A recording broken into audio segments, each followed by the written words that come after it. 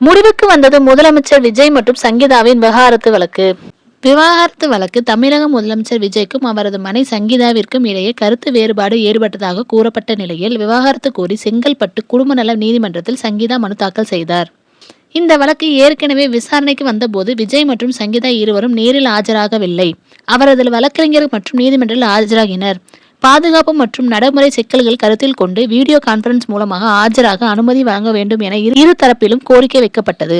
இதன் பின் இந்த வழக்கு கடந்த ஜூலை 15ஆம் தேதி விசாரணைக்கு வந்தது. அப்போது நீதிபதி சங்கீதா தரப்பு வழக்கறிஞரிடம் நீங்கள் ஏன் வக்காலத்து தாக்கல் செய்யவில்லை என கேள்வி எழுப்பினர்.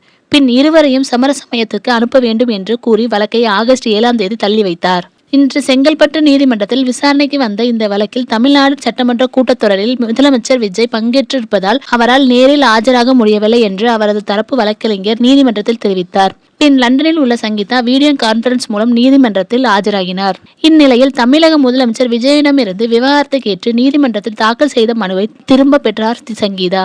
தமிழக முதலமைச்சர் விஜயிடமிருந்து விவாகரத்து கேட்டு நீதிமன்றத்தில் தாக்கல் செய்த மனுவை திரும்ப பெற்றார் சங்கீதா. இதனால் இந்த வழக்கு முடித்து வைக்கப்பட்டதாக செங்கல்பட்டு குடும்ப நல நீதிமன்றம் அறிவித்தது.